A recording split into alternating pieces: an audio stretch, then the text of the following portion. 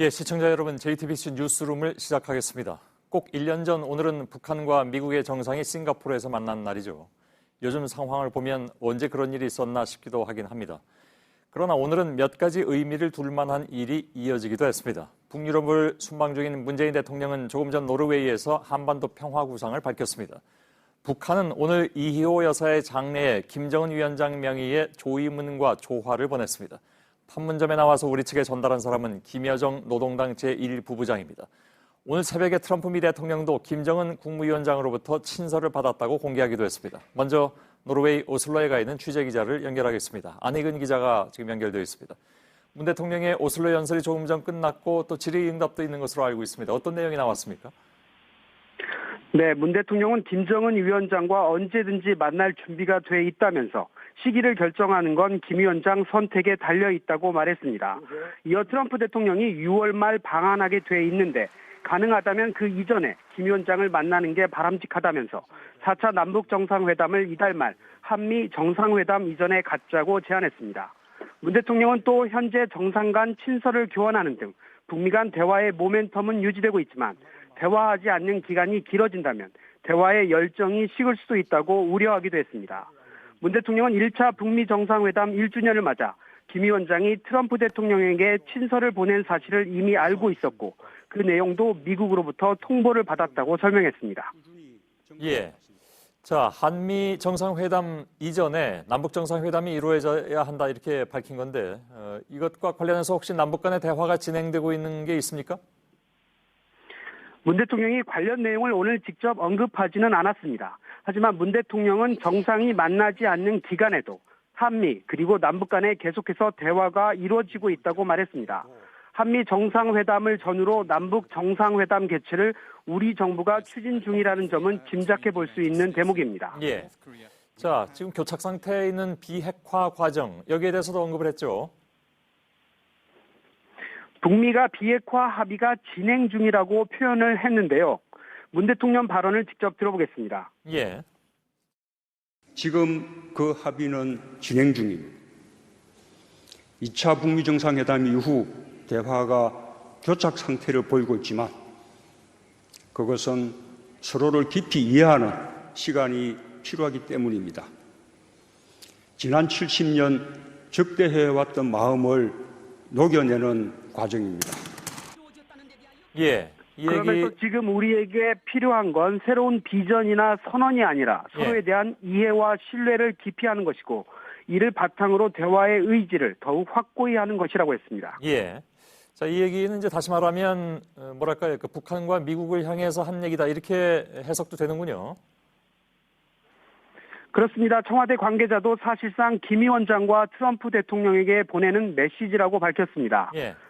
트럼프 대통령과 김정은 위원장이 대화에 대한 모멘텀을 유지하고는 있지만 대화가 이루어지지 않은 기간이 길어지면 대화의 열정이 식을 수도 있다고 말했다는 건데요.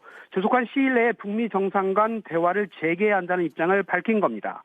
한편 오늘 연설 장소는 오슬로 대학이었는데요. 1989년까지 노벨 평화상 수상식이 열렸던 곳이라는 점이라 여러 가지 의미를 두었다는 해석이 나옵니다. 예, 알겠습니다. 노르웨이 오슬로에서 안의근 기자가 전해드렸습니다. 김정은 북한 국무위원장이 오늘 이희호 여사 장례에 조의문과 조화를 보내왔습니다. 여동생인 김여정 노동당 제1부부장이 판문점에 와서 우리 측에 직접 전달했습니다. 조문단을 파견한 건 아니지만 조의문을 전달한 사람의 격을 올린 것이라고 봐야 되겠죠. 남북 관계에 있어서 이 자체가 새로운 메시지가 될 수 있다는 분석도 나왔습니다. 이희정 기자입니다. 김정은 위원장이 김여정 노동당 제1부부장을 통해 보낸 조화입니다. 검은 끈과 흰 꽃으로 장식하고 고 이희호 여사님을 추모하며라고 적었습니다. 조의문도 함께 보냈습니다. 김 위원장은 조의문에서 이 여사의 헌신과 노력은 자주통일과 평화 번영의 길로 나아가고 있는 북남 관계의 흐름에 소중한 밑거름이 되고 있다고 강조했습니다. 김여정 제1부부장이 오후 5시쯤 판문점 북측 지역 통일각으로 내려와 직접 건넸습니다. 이희호 여사님의 그간의 민족 간의 화합과 협력을 위해서 애쓰신 뜻을 받들어서 남북 간의 협력을 계속해 나가기를 바란다는 그런 취지의 말씀이 있었습니다. 우리 측에선 정의용 청와대 국가안보실장과 서호 통일부 차관, 유족 대표로 박지원 의원 등이 나갔습니다. 북측은 우리 측에 오늘 아침 통신문을 보내 북측에서 조선노동당 중앙위원회 책임 일꾼인 김여정 동지가 나갈 것이라고 했습니다. 그러면서 귀측에 책임 있는 인사와 만날 것을 제의한다고 했습니다.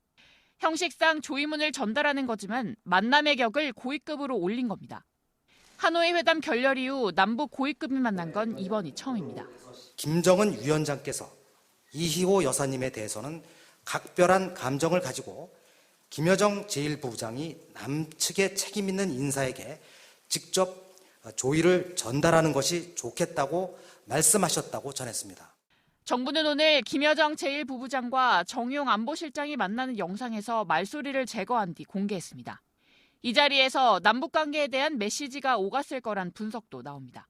JTBC 이희정입니다. 예, 박지원 의원이 판문점에 가서 김여정 제1부부장을 만나고 방금 전에 이희호 여사 빈소로 돌아왔습니다. 연결해서 어떤 얘기가 오갔는지 좀 들어보도록 하겠습니다. 자, 박지원 의원님. 네, 안녕하세요. 예.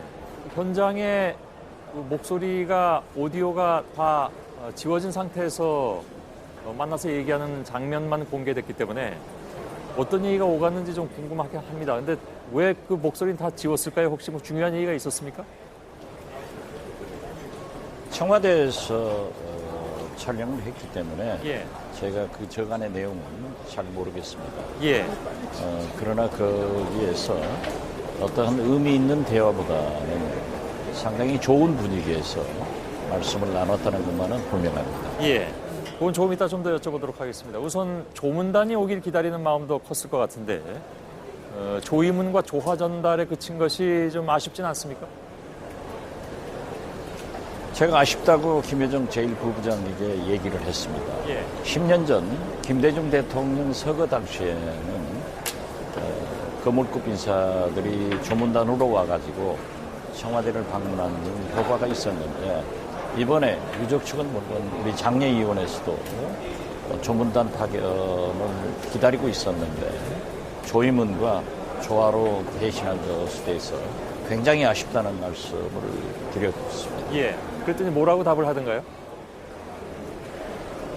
거기에 대해서는 그냥 가벼운 미소를 하면서 정의용 실장이 설명한 김대중 대통령님과 이희호 여사님이 한반도 평화 통일을 위해서 또 교류 협력을 위해서 끼친 공로에 대해서 예.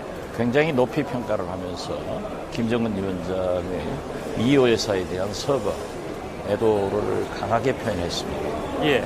그러면 판문점까지 내려왔는데 굳이 더 밑으로 내려오지 않은 배경은 뭐라고 생각을 하고 계십니까? 박지원 의원께서는.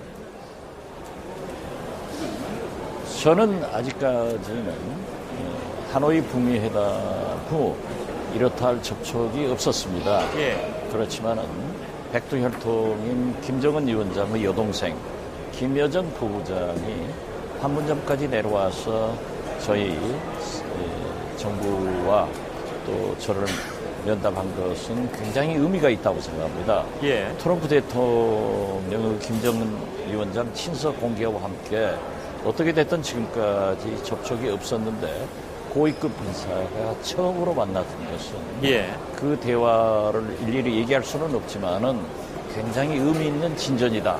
저는 그렇게 평가합니다. 알겠습니다. 그러면 지금 상황에선 요 정도까지다라고 생각을 하고 있는 모양이죠? 위에서 저 북쪽에서는? 뭐 처음 시작이기 때문에 최소한 김여정 부부장과 청와대 국가안보실장이 만나서 15분간 대화를 나눈 것 자체가 큰 의미가 있다. 저는 큰 진전이라고 평가를 합니다. 예, 15분 동안 어떤 얘기가 오갔는지 다 말씀은 하실 수가 없다고 했는데 혹시 청와대나 정부로부터 얘기하지 말아달라는 얘기를 들으셨습니까? 뭐 그러한 말씀은 없었지만 예.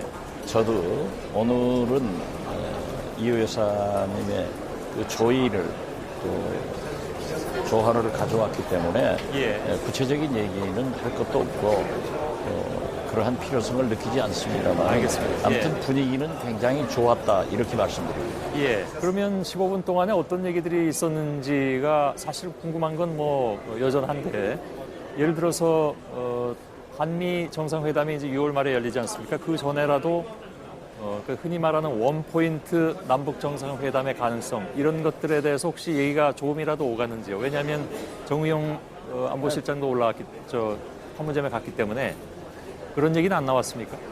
그러한 얘기는 전혀 나오지 않았고 예.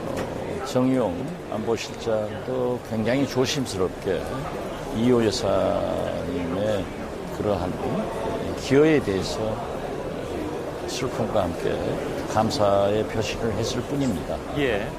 그 친서도 오늘 없었다 이렇게 발표가 나왔습니다. 그렇다면 구두로라도 그러니까 말로라도 혹시 앞으로의 남북미 관계라든가 이런 것에 대해서 의견은 오갔을 거 아닙니까, 그죠? 그러한 얘기는 김여정 위원장으로부터 김여정 부부장으로부터 전혀 듣지 못하고 예. 가벼운 미소로 대신했습니다. 예. 여기선 얘기를 했는데 그쪽에서는 그냥 미소로만 답했다라는 말씀인가요? 아니 구체적으로 정의용 실장도 그러한 얘기는 전혀 없었다는 것을 분명히 말씀드립니다. 예. 그 하노이 북미 정상회담이 결렬된 이후에 김여정 부부장을 비롯해서 김영철 부위원장이라든가 그러니까 협상 주역들의 거취를 두고 여러 가지 얘기들이 나왔고 또 오보 논란도 있었습니다. 혹시 뭐 그것과 관련해서 얘기가 나오지는 않았겠지만 분위기는 어땠습니까? 그러니까 좋다고 했는데 김여정 부부장 같은 경우에 보도에 따르면 근신을 했다 이런 얘기가 나오는데 뭐 그런 분위기는 전혀 없었던 모양이군요. 그렇습니다. 저도 김여정 제1부부장을 수차례 만나서 가벼운 담소나 그러한 얘기는 많이 해봤습니다만 예. 오늘 처음으로 공식적인 발언을 하는 것을 보았습니다. 그런데 우선 우리 그러한 보도도 있었고 여러 가지 의문이 있어서 자세히 보았습니다만은 제가 만난 그 김여정 부부장의 모습은 오늘이 제일 건강했고 얼굴 표정도 아주 좋았습니다. 예. 그리고 이렇게 공식적으로 얘기를 하는데 저는 그것을 처음 보았기 때문에 아주 단호할 때 단호하고 미소 지을 때 미소하는데 저도 저렇게 세련되게 얘기할 수 있을까 하고 예. 깜짝 놀랄 정도로 잘했습니다. 예. 미소 졌다는 말씀 몇 번 하셨는데 단호했다는 건 어떤 경우에 단호했습니까? 글쎄 우리가 그러한 남북 관계에 대해서 김대중 대통령과 이호 여사님의 업적을 강조하니까 그렇게 단호하게 그러한 평가를 하는데 그러한 모습이 이렇게 개인적으로 저와 담소할 때와는 달리 그러한 모습을 엿볼 수 있었습니다. 예. 아무튼 굉장히 건강하고 표정도 좋고 예, 알겠습니다. 공식적으로 얘기하는 게 예. 지금 뭐 박 의원님께서 말씀하실 수 없는 부분들도 분명히 있어 보이는 것 같긴 합니다. 계속 뭐랄까요 말씀을 돌리고 그런 있는 것은 그런 없습니다. 느낌도 좀 들고 있기 때문에. 예. 근데 뭐 그걸 저희가 여기서 꼭 알아야 할 필요는 없을 수도 있겠습니다. 왜냐하면 뭐 남북 관계가 다 있는 것이니까요. 다만 그렇다면 그렇습니다. 예. 그 하노이 회담 이후에 몇몇 사람들의 거취에 대해서 예의가 오갔고 뭐 아까 말씀드린 대로 오보 논란도 있었다고 말씀드렸는데 그 사람들에 대한 안부는 물어봤을 거 아닙니까? 박지원 의원이든 누구든. 전혀 묻지 않았습니다. 그러한 예. 분위기도 아니었었고 우선 김여정 부부장의 건강과 표정이 너무 밝았고 좋아서 예.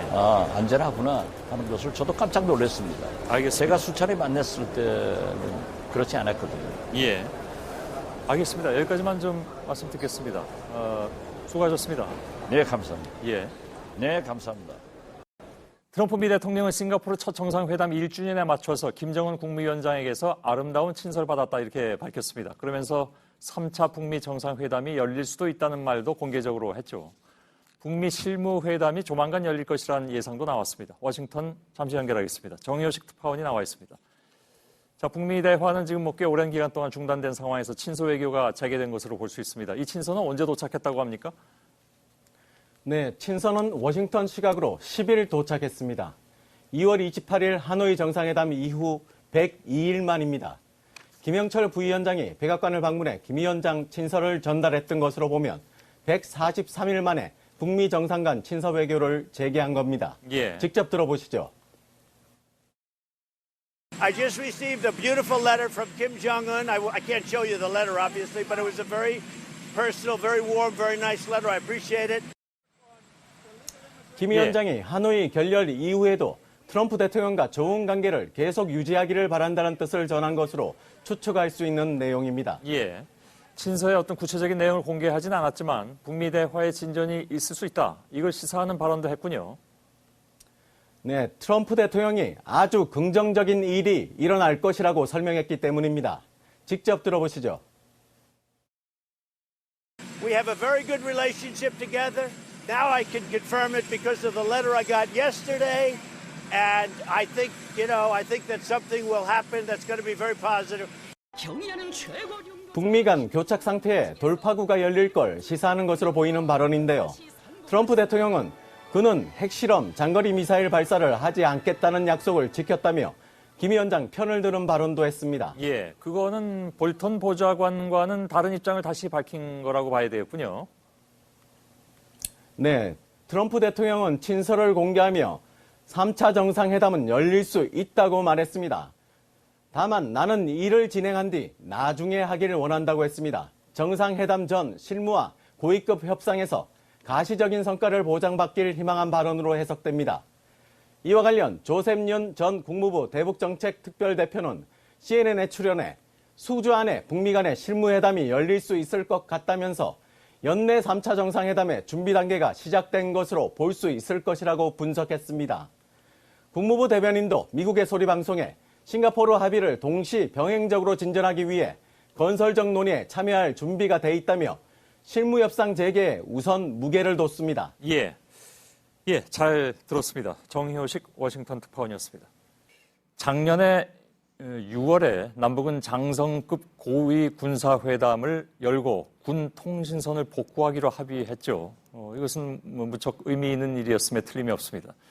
남북한 접경지대에서 응급 환자가 생기거나 산불이 나면 헬기를 투입해야 하는데 그 전까지는 유엔사를 통해서 북측에 알려야 했기 때문에 대응이 늦을 수밖에 없었습니다. 군 통신선을 복구한 뒤로 어떻게 달라졌는지 김태형 기자가 취재했습니다. 지난해 11월 동부전선 비무장지대 안에서 산불이 났습니다. 정부는 산불을 끄기 위해 헬기를 투입하겠다고 북측에 알렸습니다. 남북이 비행을 금지한 구역이었기 때문입니다. 지난 4월 강원도에 대형 산불이 났을 때도 정부는 북측에 상황을 공유했습니다. 모두 군 통신선을 통해서입니다. 지난해 군 통신선을 복구한 뒤 총 55차례 전통문을 보낸 것으로 확인됐습니다. 산불 진화뿐만 아니라 응급 환자를 후송하기 위해 헬기를 투입해야 하는 긴급한 상황에서 주로 활용됐습니다.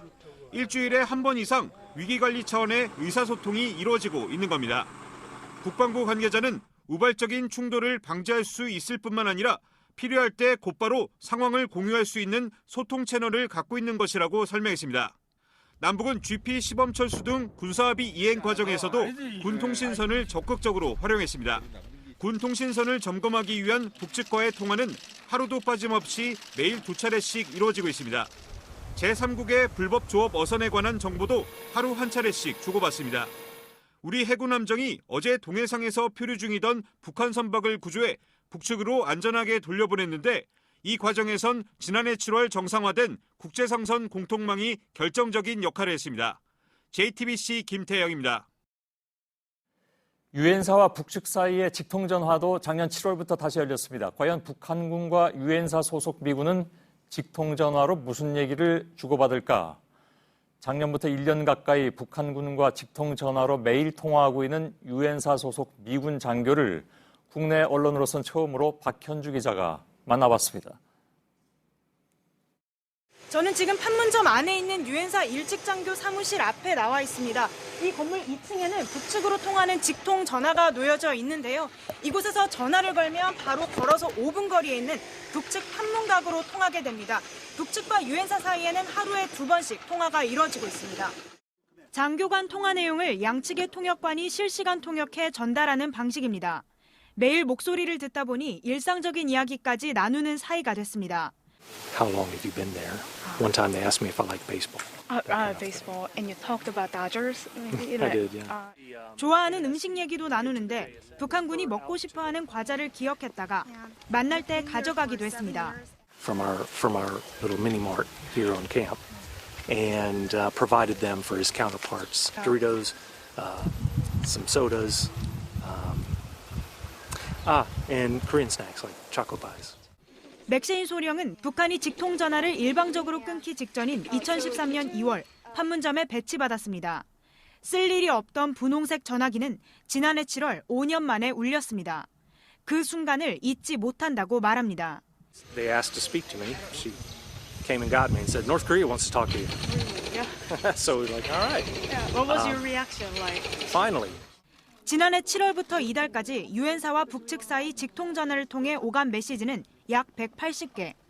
한국 전쟁 당시 전사자 유해 송환이나 비무장지대의 지뢰 제거를 위한 논의가 주로 이뤄졌습니다.